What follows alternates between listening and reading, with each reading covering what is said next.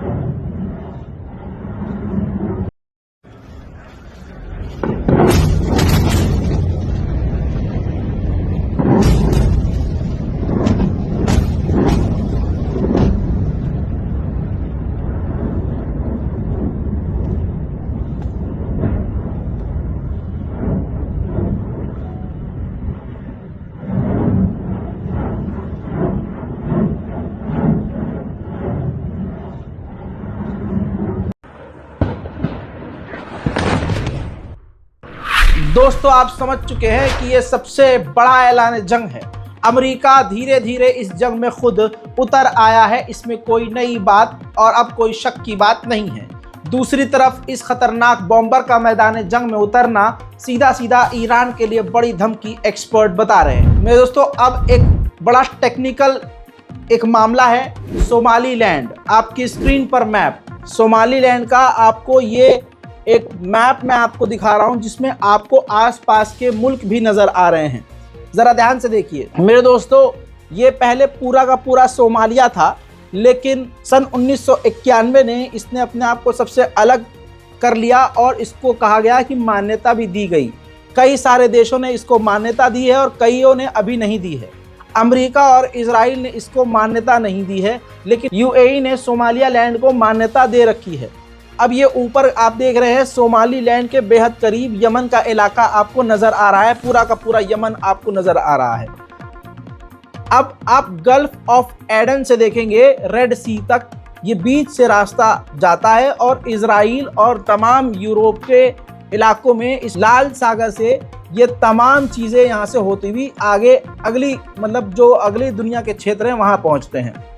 अब इजराइल सामान नहीं आ पा रहा है, तो सोमालियालैंड को यूएई लालच दे रहा है कि आप अपनी जो ज़मीन है, ये एरिया जो ऊपर आप देख रहे हैं, यहाँ पर इजराइल को जो ये एरिया आप दे दें, यहाँ पर इजराइल जो है अपना सैन्य अड्डा बना सके। अब आप देख सकते हैं मैप से ही कि अगर इजराइल को ये सैन्य अड्डा दे दिया गया, सोमालीलैंड ने अप्रूव कर दिया, तो यमन यहाँ से बेहद करीब है। और आए दिन जैसे फिलिस्तीन, गाज़ा, लेबनान पर इजराइल बमबारी करता रहता है, फिर यमन पर भी इसी तरह से बमबारी शुरू हो जाएगी और हमले शुरू हो जाएंगे। इसके बदले यूएई ने कहा है कि अगर आपने अपनी ज़मीन अमेरिका या इजराइल को उनके सैन्य अड्डों के लिए दे दी, तो अमेरिका और इजराइल से भी हम आपको मान्यता दिलवा देंगे।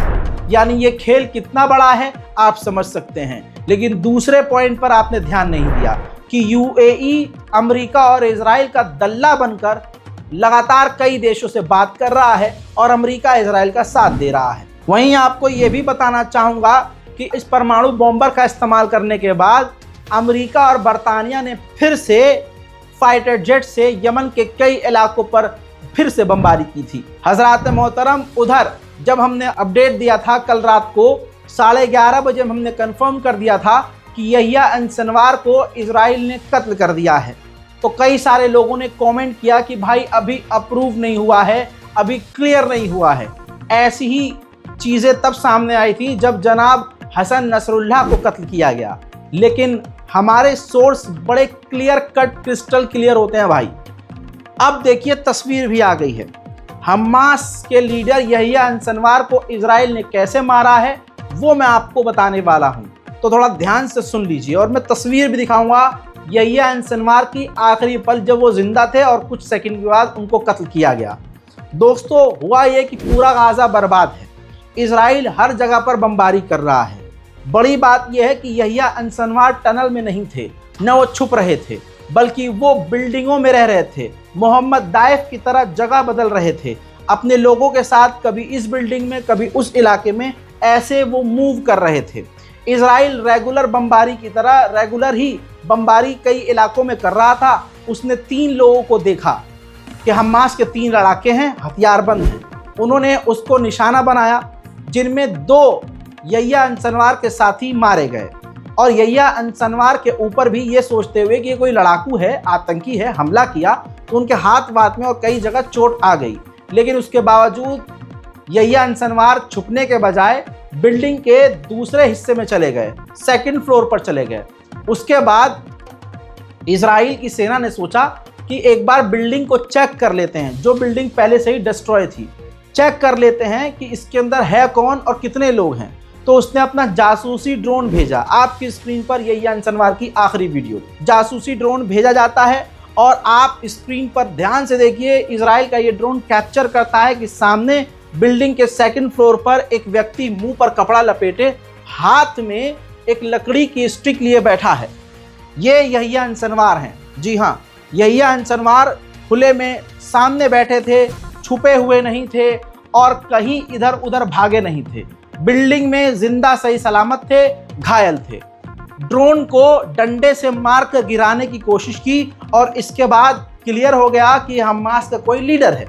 जैसे भी अंदाज़ा इजराइल की सेना ने लगाया और उसके बाद स्नाइपर ने, जी हाँ, बमबारी नहीं बल्कि स्नाइपर ने सर का निशाना लगाया और यहिया सिनवार को मारकर गिरा दिया।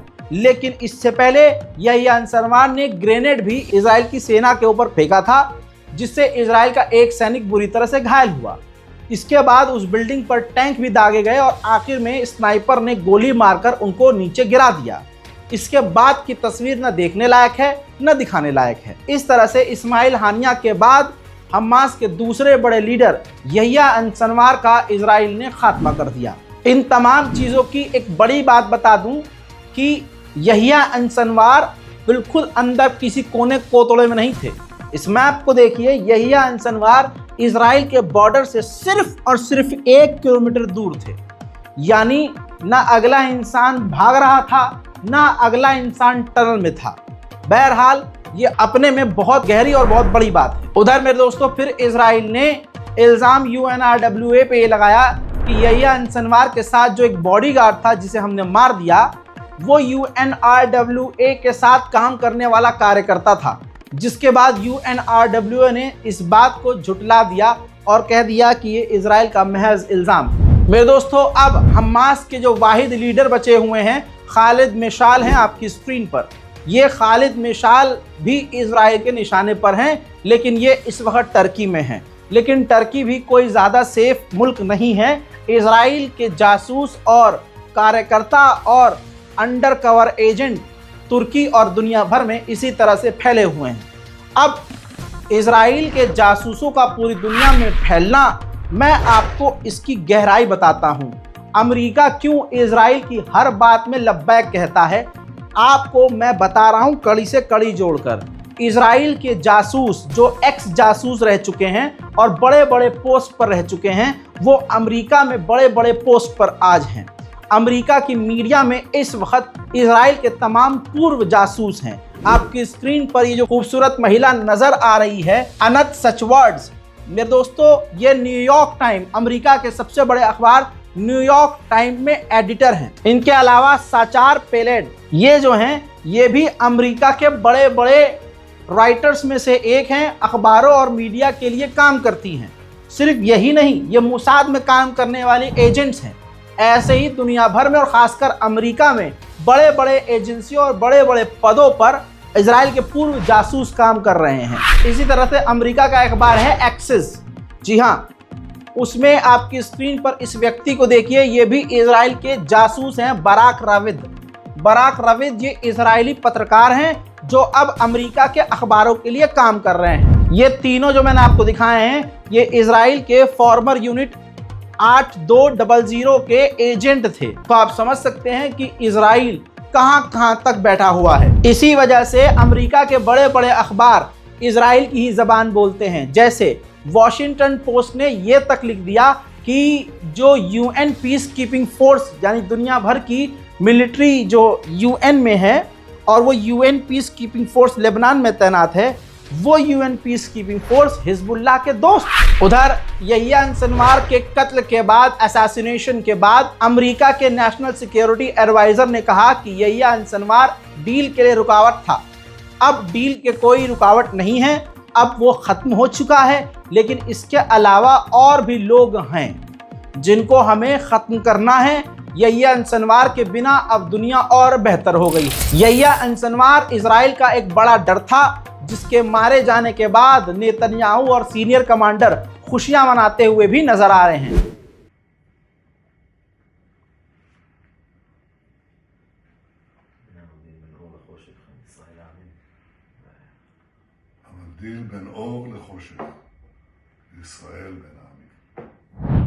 इसके अलावा इजराइल की सड़कों पर यहूदियों को यहिया सिनवार के कत्ल के बाद खुशियां मनाते हुए देखा गया है।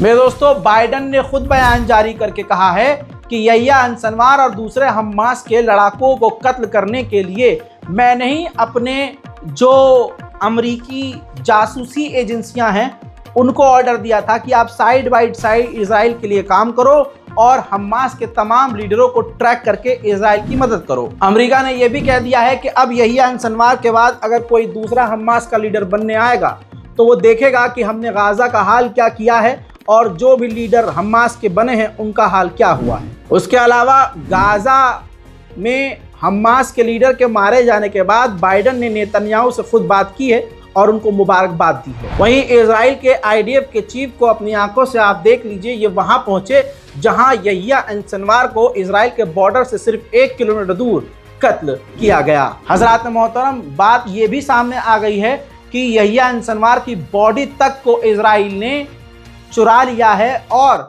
तेल अवीव इस वक्त ले जाकर रख लिया गया है इजराइल की सेना के द्वारा यहिया सिनवार की बॉडी को। आईडीएफ के स्पोक पर्सन ने यह भी कहा कि यहिया सिनवार के भाई और हमास के दूसरे लीडरों की अभी भी हमें तलाश जारी है। उधर अमेरिका के विदेश मंत्री एंटोनी ब्लिंकन ने इजराइल के राष्ट्रपति से बात की है और उनको यहिया सिनवार के मारे जाने की मुबारकबाद दी है। कहा जा रहा है कि एंटोनी ब्लिंकन एक बार फिर से बहुत जल्द इजराइल पहुंच सकते हैं। मेरे दोस्तों, फिलहाल की इस बड़ी खबर में मिडिल ईस्ट से इतना ही। इस रिपोर्ट को शेयर कीजिए, दुआओं में याद रखिए, चैनल को सब्सक्राइब कीजिए। मैं हूं रजा और आप देख रहे थे रजा ग्राफी अनस्क्रिप्टेड। जय हिंद।